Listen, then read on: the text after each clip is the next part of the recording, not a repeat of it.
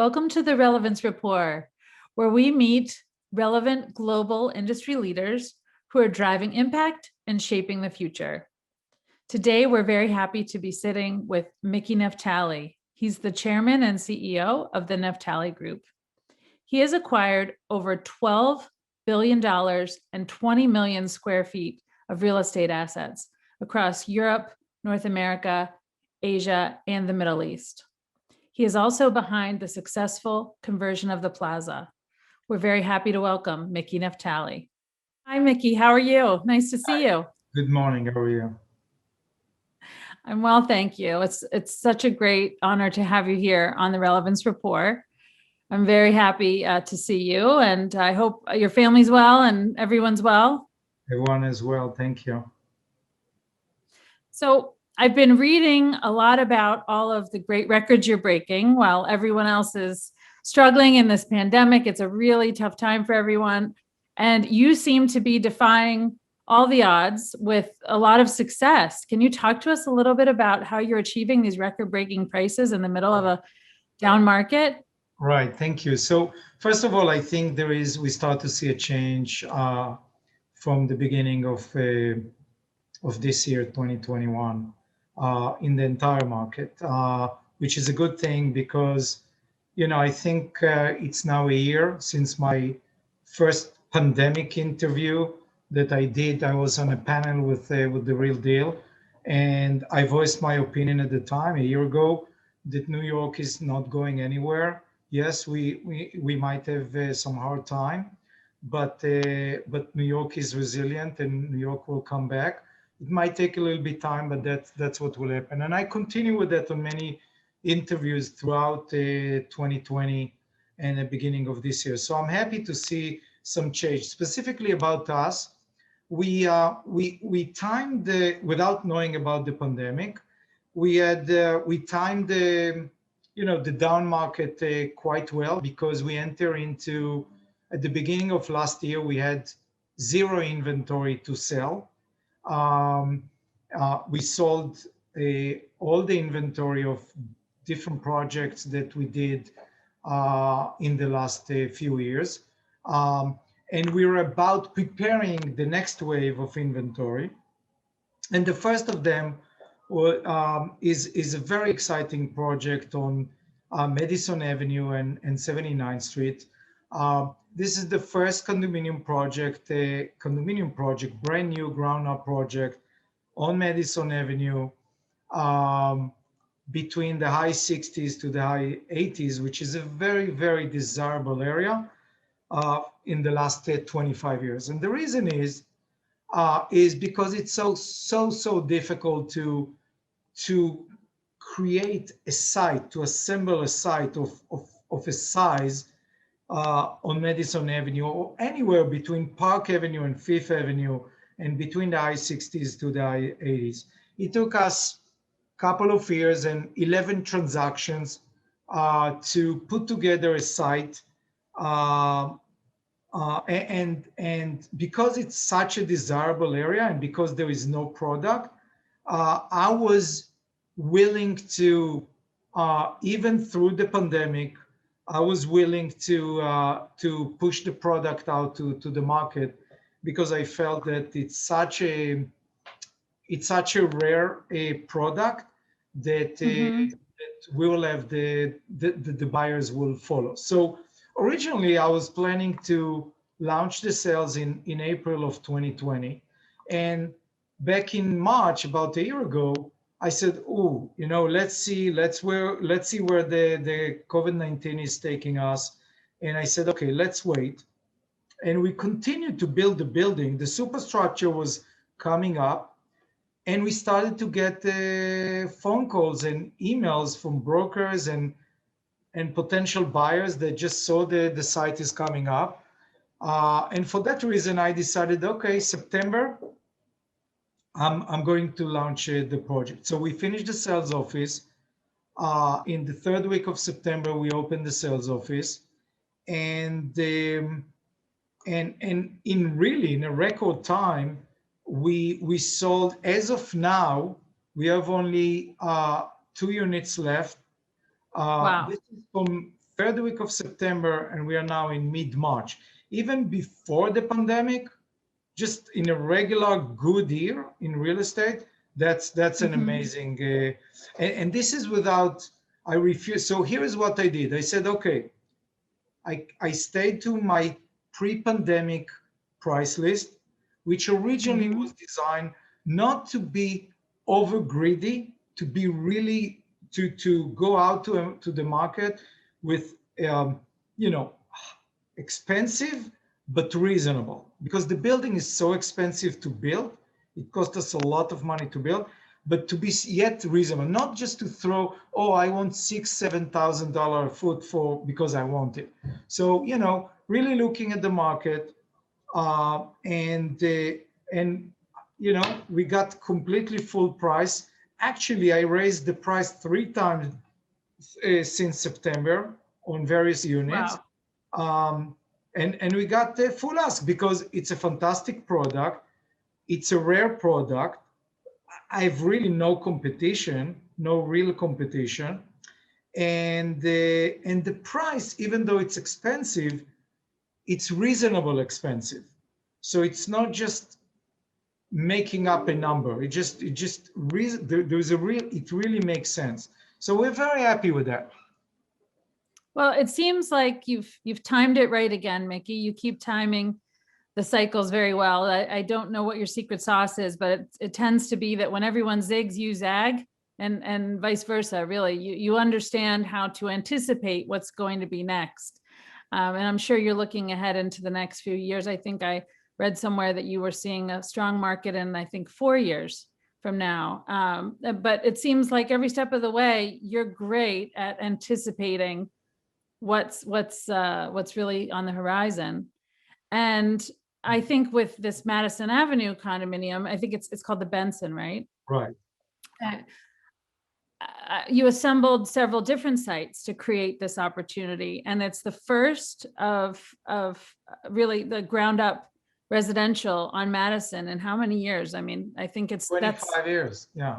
25 in a condominium, you know, structure, not a co-op or condo op, which is really a co-op, a modern co-op structure, but straight condominium with very reasonable common charges, with fantastic amenities for relatively small boutique building, which, by the way, is very, very desirable, especially even before the pandemic. But now people love the notion that they can buy either full floor.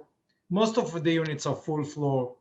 The only couple of them are half floors, but that you buy almost like your home, right, in the city.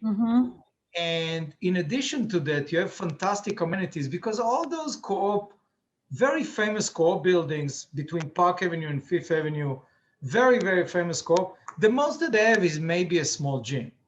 I mean, we have a half basketball court, a private cinema room that looks like unbelievable, like the best celebrity private cinema room. We have a dog station that you can, when you bring your dog from the park, you can wash, or the dog walker can wash it.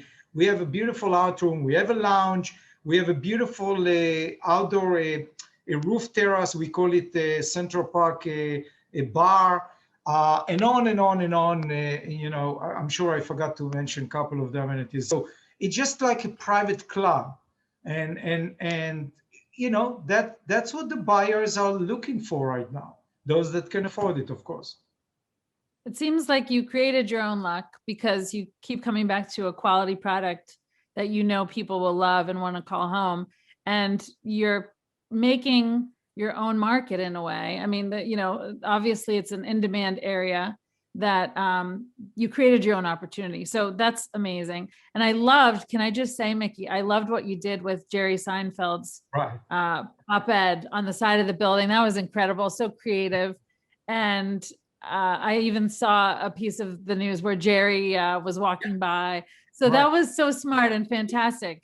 And yeah, he did a PBS a segment on that. But you know, the story behind it is actually historically wherever we are in a process, which doesn't happen a lot, but whenever we're in a process that we're building a new building and the superstructure is up, and look, construction is never pleasant to the neighbors. I mean, we can't, it's not high tech. We can't build in a complete silence. So it's not pleasant. We try to do our best, but we understand that it's not pleasant to the neighborhood and the neighbors. So whenever we have a superstructure that is up, just before or right at the holiday season, we always try to do something for the neighborhood. So for example, a couple of years ago, we had two structures on West 77th Street between Amsterdam and Broadway. And it was, again, more or less at the holiday season. So we brainstormed here and we covered the entire superstructure, the entire facade with a beautiful, we hired an artist and with a beautiful art piece that basically showed like the story behind the windows, like what is happening in, when you walk in New York and you look up and you see those buildings, you think sometimes, you think, what is going on behind the windows, right? I mean, there's a full life, full, families and dogs and cats and whatever, there's full life. So we created that. And because it was a mid-block on 77th Street, the entire neighborhood came with the kids and all of that. They loved it. They took pictures, but it wasn't in the New York Times, right? So this time with the Benson, Madison Avenue and 79th Street, we brainstormed here. And I said, look, I really want to, in addition to the neighborhood, to support the message that New York is going nowhere. New York is coming back. New York is going nowhere. And first of all, I love Jerry Seinfeld. Second of all, I love this Who doesn't? His op-ed in the New York Times in late August of last year. And I said, but okay, so it's printed in the newspaper, and the day after, okay, it's old news. I mean, right? I mean, you don't see it. Mm-hmm. Yeah, so, true. So I told Danielle, my daughter here, she's running the marketing and creative. I said, look, let's find a way to print his op-ed and just put it on our building to support the message and support the neighborhood. And she said, okay, but how I'm going to get his permission to do it? So I said, it's not my problem. That's your problem. So actually, in a matter of couple of days, she got to his agent, and immediately in 24 hours, the agent said, Jerry loves it. We signed an agreement with Jerry and the New York Times, because we had to get the rights from the New York Times as well. Sure, yeah. They gave us the approval to use it for 6 months.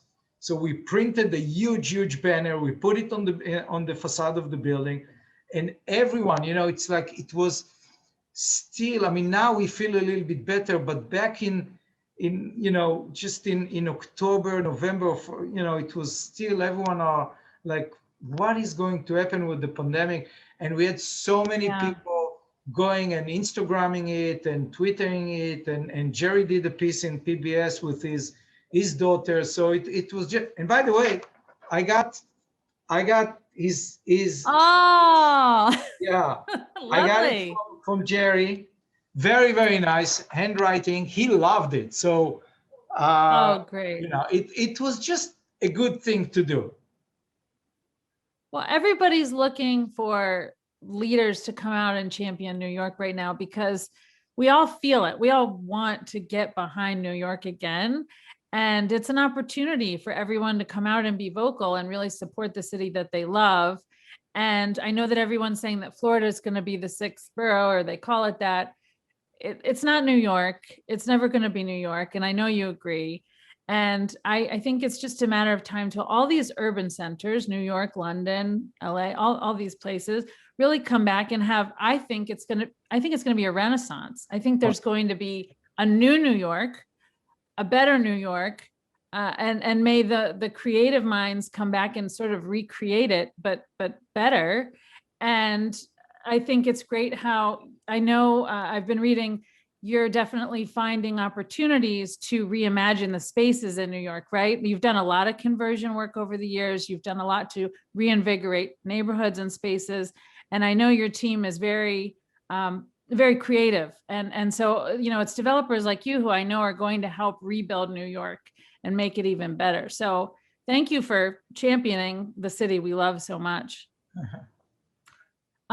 So I'd love to have a little scoop, Miki, because, I think we all just love to know what you're working on, maybe what isn't in the press yet. Is there anything that you're working on now that you could tell us about that maybe hasn't been out there yet? So, I mean, look, as you know, we always wait for the right time to talk, especially in projects. But what we do now, because the Benson is so successful, and prior to that, and prior to pre-COVID, we bought another site on Madison Avenue, 1165 Madison Avenue.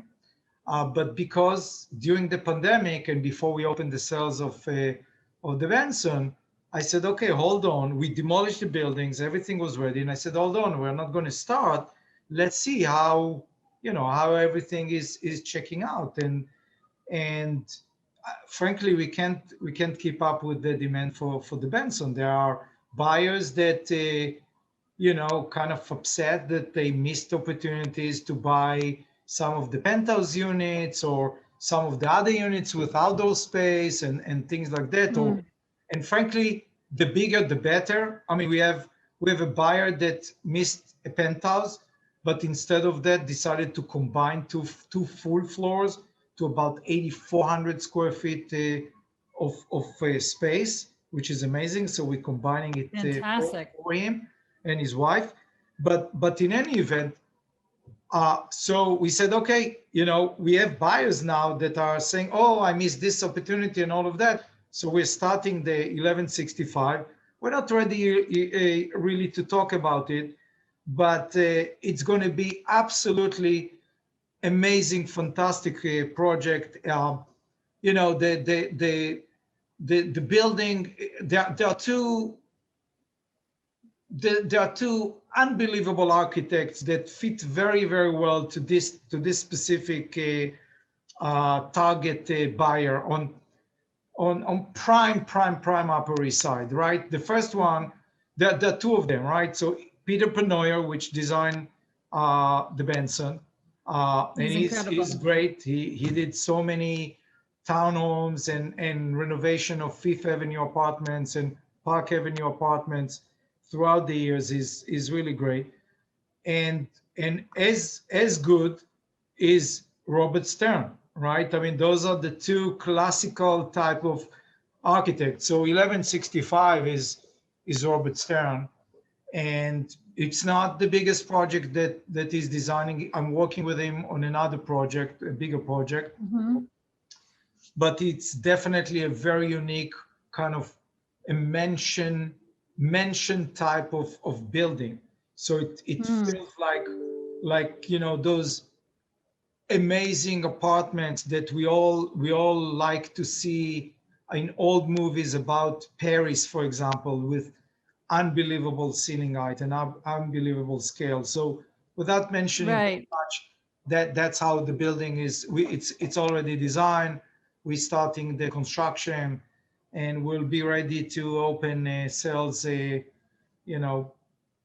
Probably the latest Labor Day, but maybe before that.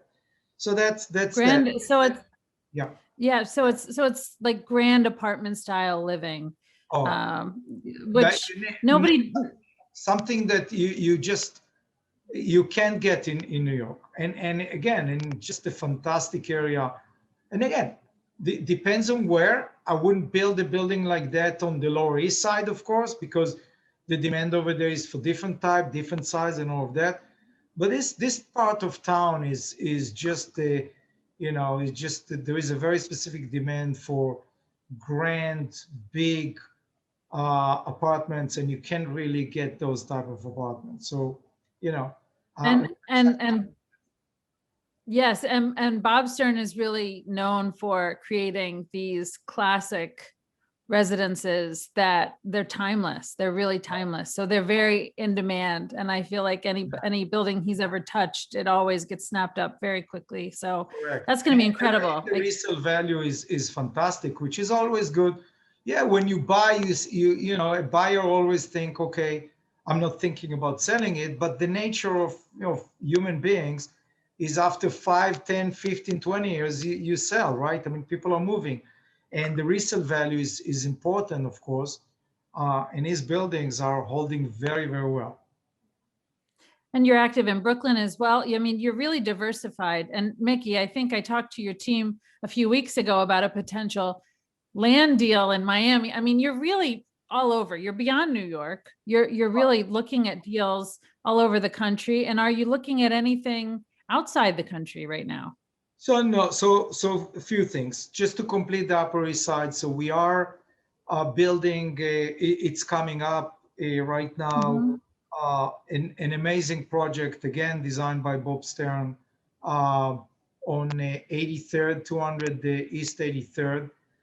The facade is now coming up, and it's just absolutely beautiful. This is I'm this is sure. the 15 CPW of the Upper East Side. So it's a tower, beautiful details by Bob Stern and his fantastic partners Paul and Michael, and they're just beautiful design. So that's regarding that. Then in Brooklyn in Williamsburg, we are designing right now the last actually piece of land on the East River, overlooking downtown Manhattan, overlooking Statue of Liberty and beautiful sunsets. We are designing an unbelievable project that is the majority of the project will be rental. Once Mm, everything's said and done, we'll have 5 buildings and about 1,000 units, but we're building it in phases. Majority is rental. great. Some of them will be for sale, a relatively small portion. And you know, the concept over there is we're building. Williamsburg is great. We didn't create Williamsburg. We are following something that many smart and creative people created over there, between the Domino and other beautiful projects. But it's really like a resort living in New York, because you're on the water, you have fantastic sunset and fantastic views, and we're just trying to design a building, learning from other projects and trying to do the best and perhaps better than what is available in the market, which we think we can. So that's regarding that. Then in addition to that, let's talk about Florida a little bit. Look, so there is a lot of hype about Florida, but when you Yes. really look at the statistics, it's very interesting. The Wall Street Journal just came up with, and Bloomberg came up with the real statistics. So interesting enough, the increase of the population in Florida is actually not impressive at all. Now it's down to the numbers of 2014. So 2015, 16, 17, 18, and 19 were better than 2014. So people are everyone are talking, oh wow, wow, wow, with the pandemic, everyone are moving to Florida and it's great and it's growing more than before. It's actually not the case. We are now back to 2014, but there is a change in the demographic. So we see Yes. New Yorkers and Californians that are moved. By the way, Mhm. let's see the first hurricane. We'll see what will happen over there. But the demand is now for a better product, okay? Better quality, better product. And not to say there are fantastic projects in mainly in Miami, quality and all of that, but there is just a bigger demand for a high-end type of a product. So, you know, we're not looking to. We open our office in Florida. We're not looking to compete at this point of time with the Armani Tower or the Zaha Hadid or the Porsche or the Aston Martin or whatever. We think it's over. There's too much inventory of that, but we might be wrong on that. But we think there is a really strong demand for high-end housing. We're looking more at the rental market.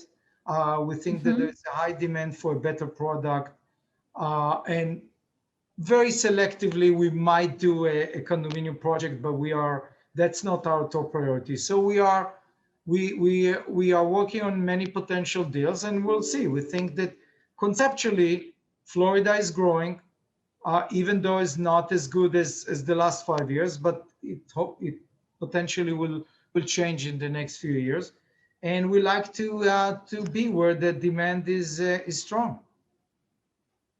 So basically, New York and Miami, those are the two markets where you're most focused Not at the only moment. Miami, it's actually, we're looking anywhere from Miami to Palm Beach.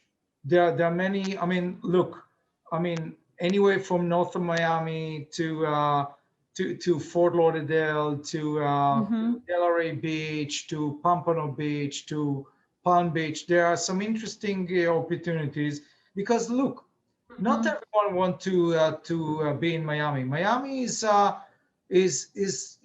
to some extent it's a little bit aggressive type of living, and it's very much like New York but with other elements. So some people, there are many different people, many different type of demands. So we're looking at different opportunities in this stretch. Now just a little bit going back, this is not the first time that I invest in Florida. I mean, going back to the early 2000s, we own a lot of multifamily garden style type of rental properties in Florida, but not only in Florida. We didn't build them; we bought them. This time around, we are looking to build just to have a better quality and then to hopefully hold it for a long term.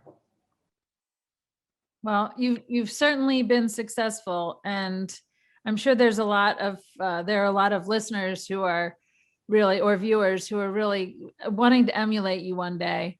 I'm curious, after you've been in the business, over 30 years, right? I'm curious what you would tell some of the people who are listening who may want to be a Miki Naftali one day. Do you have any tips? Well, I mean, look, first of all, you need to have a little bit luck, but most important than anything, to understand that this is not a sprint. It's really a marathon. If someone thinks that they will go in and out and quickly, and a lot of the younger generation, that's what they think. First of all, it Mm. takes very long time to really get to a point that you really understand the business. And if you don't understand the business, you're going to make a lot of mistakes. Even if you understand the business, you're going to make mistakes. So, you know, be patient. uh, you have to be willing to work very, very hard. It's not only in what I do, it's what you do, it's what many other successful people are doing. It just, you can't just say, okay, whatever, I will spend a few hours a day and everything, and maybe I will get some money from daddy and I will invest or whatever. It doesn't work like that to the most part, maybe a couple of lucky people. All you really need to be ready to work really, really hard for many, many years, and to understand that it's a marathon, and you might have some low, down cycles and a lot of challenges, and you need to understand that it's as important to deal with down cycles and problems as to deal with, oh, this is great, I did this project or I sold this project and I'm the best ever. It's not about best ever. We are all human beings. We try to do our best, and if you will be honest, loyal, and reliable, but also realistic, understand that it's not everything rosy and perfect the entire career. There are going to be challenges, major challenges. There are going to be down cycles.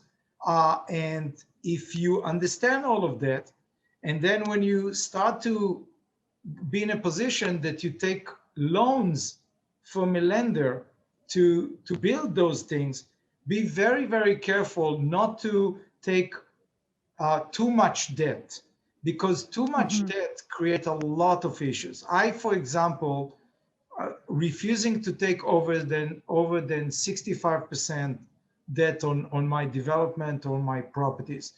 Many people, many developers, some of them are smarter than I am, took advantage of different type of markets and took leverages up as 85, 90%, and they made more money than I did. But then when the market changed, they lost their properties. So sometimes when we are very lucky, you can go in and out and take high leverage and whatever. I don't do that. I believe that because debt is a real problem. When you have a down cycle, Mhm. for example, with COVID, you own a rental, you own a rental building, or one or two or 20 or 50, it doesn't matter. It's the same concept. It's simple. If you own a building, a Right. rental building, and all of a sudden, with COVID or with financial crisis, you have vacancies and you have people that are refusing to pay, or people that are asking for deep discounts. If you have a Right. high debt on your property, you're going to lose the property. But if you have a Yeah. reasonable debt, so you say, okay, it's tough, but I'm going to deal with it for a year or 6 months or 2 years, depends. So I'm going to make less profit, but because I don't have, my debt is reasonable, I still have the flexibility to deal with the situation without losing the building. So that's That one makes example. sense. So for people out there, understand it. Just, don't be, to be a dreamer is good, but be also realistic, and always Yeah. challenge yourself. Always challenge yourself to make sure that you're not over optimistic. So anyway, that's my 2 cents on. Right. Well, when I think of you, Miki, I think of someone who's so humble, and you definitely do take risks, but it's very calculated and smart and well thought through. You don't shoot from the hip much. You really are very discerning over what deals you take, and you look at everything from every angle. I feel like you're very thorough, and that's a big part of it. I think that there's sometimes people get very excited and they get overly inflated about an idea or a concept. They want to rush to move. And what I've noticed about you is it seems to be that you have a lot more patience. You seem to have a lot more patience than a lot of developers. And you also seem to take your ego out of it. I noticed that you don't make it about a big vanity play or necessarily shoot from the rooftops. This is Miki Naftali, and I look what I did. And there are plenty of developers who do that, uh, but you're not It one of them. just reminded me, while you're talking, it reminded me a kind of an ad that Steve Wynn did at the time when he opened either the Wynn or the Anchor Hotel in Las Vegas, and they were filming him on top of the building. It's like 50-story building. And by the way, he's very smart and did very, very well. But for whatever reason, when you mention it, look, ego is the biggest, not in real estate, in everything, every type of business. If you let your ego take control, it's a real problem. In my entire career, I met a lot of very, very successful people, much wealthier than I am, billionaires, head of states, a prince and princess of different countries and all of that. And the biggest problem that I realize in the majority, look, at the end of the day, we're all human beings, right? The biggest problem, Right. those that really eventually failed are those that couldn't control their ego. Those that really Mm. believe, because so many people around them continue to tell them how smart they are and how unbelievable they are and all of that. They couldn't control it, and they started to believe that everything they say is going to happen. That's a really, really problematic thing to have. So you have to control your ego, because if not, it's not. There is no human being that says something and every time he says something, it's true. He or she, it doesn't work like that. So that's the No. big thing, to control the ego. And it's not an easy thing, because we all like to, oh, we are good and all that. And it's very flattering when I hear you telling me, good things about myself. So of course I'm a human being, but you have to control your ego. You have to. That's a really great tip, and easier said than done for many people in real estate for sure. Because I do think at a certain point, some people get that vanity in their mind, right? And they think that the building is a reflection of them. I mean, look at Billionaires Row. I don't even want to go there, but it's very much, who can build the highest and the tallest and the biggest and the most expensive. Now, I am very much a part of that cycle because I'm promoting a lot of this. But I also recognize that in the long run, and I've been doing, real estate PR for over 20 years, those who really have the longevity in the business stand for more than one of those milestones. So it's quality and it's reputation, it's getting the project completed on time and on budget, and all of those things that sometimes don't make the news, but it's really, really important. So I appreciate what you're saying. So can you tell us a little bit? I want to change gears a little bit, get a little more personal, Miki, because I know everyone knows what a great deal maker you are, what a great developer you are, and how creative you are with deals. But I want to just talk a little bit about you personally and uncover a little bit more about the man behind, the reputation. So what do people not know about you that they should? Well, I mean, many things, because I'm trying to keep my private life as much as I can. I'm not in all the parties and all of that. But at the end of the day, I would say that probably I'm boring.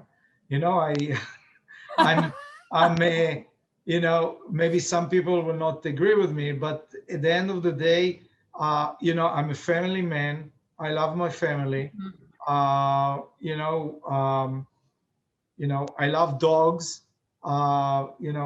We usually have a dog, and my two daughters, they each as a dog. So we love them, and but it's really about family, spending quality time with family and friends whenever I have time, and what we create and what we design and create, and finding the balance between them. It took me many years to understand that you need the balance. I think that only when I got to, when I was 50 years old, I started to understand that it's okay to balance. Prior to that, I worked like crazy, and it's not that I'm very, many people outside are kind of surprised, and they say, "What? Are you still involved in all the design meetings and all and every aspects, and every offer that we get on a unit, comes directly to me, and I'm responding directly to my brokers and all that?" The answer is yes, but it's also finding the balance. So that's what I'm trying to do, and the balance is really more about to do what to be with the family, to do things that I'm passionate about, in addition to just what we do, work. But the work that we do is there's so many layers, and it's so rewarding, because it's not just the one thing that you do. Where by designing and creating and doing what we do, there's so many different layers. So it's fascinating. So I can't give you a one thing. It's just, it's just balancing and Yeah. trying to find between everything. Well, I know you like to travel, and you like to spend time on your boat. You have a yacht, right? So you're a boating man, and can you tell us a little bit about that? I heard that Right. that's a passion of yours, right? Well, that's the only place that I can really, really relax. I started Mm-hmm. many years ago with a small, much smaller kind of a speedboat. At the time I was younger, I did, water skiing and whatnot. And, and then I started, when I couldn't afford much, I started just by us as a family going and renting a slightly bigger boat and spending a week together sailing between different islands. And I got to a point that I could afford to own one, and it just for me, and it's the one place that I can really relax, and it brings the balance. I mean, some people are meditating a lot, or other type of things. For me, this is, to the extent that I can do it, I'm doing it. Now I have to say that the one good thing about the pandemic and the And the COVID-19 is COVID-19 that is we that we learn to to work away away. from our office. I'm in my office right now, but away from our office in a very effective way. And with the Sure. technology, you can really do it. I mean, even today, our office is open. We don't have face-to-face meetings with architect, designers, or whatnot.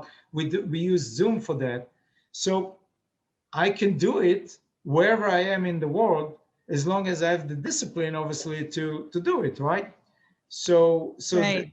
that's really, I think it's a really great thing to have, and I again, going back to the balance, so I can use the balance between the two. You have to find your peace and your zen. And it sounds like you know what works for you to recharge, because everybody has to recharge or they have nothing left to give, right? Right. So it makes Right, sense. exactly. Especially when we just spoke about, it's a marathon.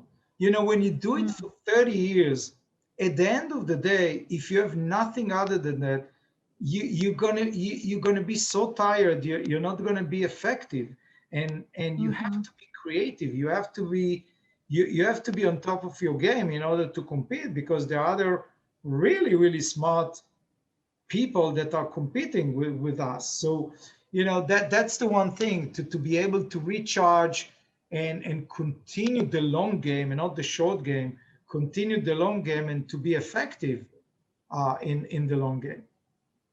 And you really love what you do, Mickey. It shows in how you speak with such passion about real estate. And I can't help but wonder what your deeper purpose is beyond making money, because I know that there's more to it with you. Can you talk a little bit more about the emotion behind what drives you? Um, Really, to create, and to create and be able to deliver a product that is well received. I mean, by no means I'm not an artist, right? But artists that are painting, they also, at the end of the day, they want to see that there is a recognition, that there Sure. is there are clients, or there are customers that really like their painting. The majority Hmm. of, so artists are also, you create something, and you want to see that there are, it's well received, because it's not, you do it for yourself, but you also, so when we create, I don't create something that I like. I try to really understand with the demand in the market in a certain area or certain Hmm. demographic or whatnot, and then create the product so it will be well received by the specific demographic that I'm creating it to. So, and it's a challenge, and you don't want to fail. I'm a competitive person, so you don't want to fail. You want to create something, and then you want to see that it's well received, and either you selling it or you renting it, or whatnot. So it just, as long as I have the competitive uh, skills or whatnot, it's just part of what motivate me. It's really not about. I mean, of course, I like to make money, but it's really about also, how do you find the balance in creating a product that will be well received, and it's also will make financial sense, because you can create a product that will be well received, but it will not make financial sense, and you're either going to lose money or you're not going to make money. Mhm. So the challenge is how to create it and still in a way that it will make financial sense. And it's a challenge, and it's not easy at all. That's why there are not too many people that are doing it successfully, and that's what drive me. Well, you're doing it very, very successfully, Miki. So Thank you. hats off to you about that. I mean, we're really all just watching in awe right now as this market is in this sad state, and you are just leading the charge, and it's incredible. So can you tell us what's next? What's next for Naftali? So I would say in the last 10 years, from 2010 and 2020, we focused mainly or exclusively in New York City. What I learned throughout my career, and I did a lot of projects throughout the world. I did as far as Singapore, 2 projects. I was a chairman of while I was doing things in New York. I was a chairman of a real estate company that is based in Europe. I was a chairman of a real estate company that is based in that the assets are based in Canada. So I have a lot of experience developing and investing throughout, not throughout the entire world, but many, many different markets. Lots And of what I markets. Yeah. realized that when you time the New York market correct, this is probably one of the best, and you know what you're doing. This is probably one of the best markets. And frankly, I didn't want anymore to at 6 o'clock in the morning to speak with someone in Singapore because it's 6 o'clock in the afternoon or early evening there, and it's whatever. So I wanted to have a little bit more reasonable time frame. So, Mhm. but coming from the next 10 years, from 21 to 2030, I can't even believe that I'm saying this. We will, as we spoke before, we are focusing on expanding a little bit, but instead of what I used to do in the early 2000s, that many different markets, I was active in 12 states in the US, in Canada, in Toronto, Montreal, Quebec City, and as I said, as far as Singapore, this time we'll focus on 3 markets between New York, South Florida, and perhaps one more market, and just being able to hopefully time it right and do good projects. Amazing. Well, I've really enjoyed our talk. Are there any other points you'd like to leave, some parting thoughts for the listeners who have joined us? I think we covered a lot. Your questions are great, and I wish everyone to stay safe, to be healthy. Hopefully, we all can get the vaccine by the summer, and I think I see the light at the end of the tunnel. I think New York is coming back faster than we think. All right. Well, I look forward to seeing you in the city sometime soon. And best of luck to you, Miki, for lots of continued success. And it really was a pleasure chatting with you today. And thank you to all of our listeners and viewers. And yes, this has been a great chat. Thank you, Miki. Thank you very much. Good luck.